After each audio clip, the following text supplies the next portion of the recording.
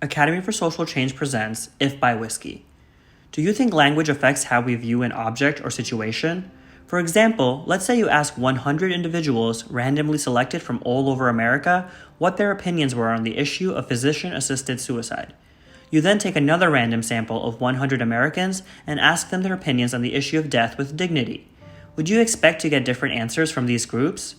Not only would you get different answers from these groups, but the difference between the answers of the two groups would be giant. Certain words and phrases, though they refer to the same topic, are emotionally charged in different ways. Physician-assisted suicide is more pejorative as opposed to the positive connotations of the phrase death with dignity. Any good speaker needs to be aware of this importance of word choice.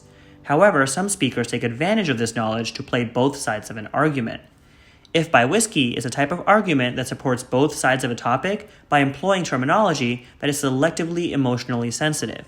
It makes use of particular connotations, affirming the positive ones while denying the negative ones to effectively say nothing. The speaker never takes a clear side. Instead, they rely on their audience hearing whatever opinion they themselves most strongly support. Most of this is sneaky strategy. If by whiskey speeches rarely contain any substantial information. If by whiskey gets its name from Noah S. Soggy Sweat Jr. In 1952, the lawmaker from Mississippi spoke to supposedly address whether the state should continue its prohibition on alcohol. What follows is an excerpt from his speech. If when you say whiskey you mean the devil's brew, the poison scourge, then certainly I am against it. But if when you say whiskey you mean the oil of conversation, the philosophic wine, then certainly I am for it. At first, it seems like he's taking a stance against whiskey. He uses very negative synonyms for the alcoholic beverage. However, in the second half, he switches sides. He calls it very positive names and says it's for such good things. By the end of his speech, we don't know what side he stands for, if he even has an opinion on the topic.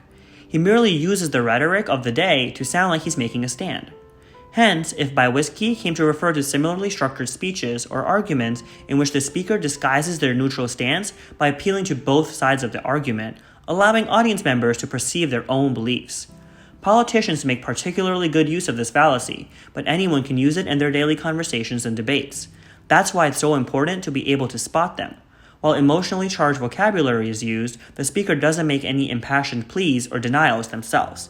In fact, when you examine them closely, you'll see that they contain little, if any, information outside of the speaker's supposed stance. They often employ the if by topic X you mean positive Y, then yes. If by topic X you mean negative Z, then no formula. They only plug in their variables and then let the audience assume whatever position they favor. Making distinctions between terms and clearly defining them isn't inherently bad. In fact, it can be useful for making sure your opponents and audience clearly understand your argument. The problem with if by whiskey lies in its deceitful nature and purpose. The user of if by whiskey remains neutral on a topic, but presents themselves as taking a firm stance on the issue. Now it's your time to think further. What are some topics that you think are prone to if by whiskey assertions?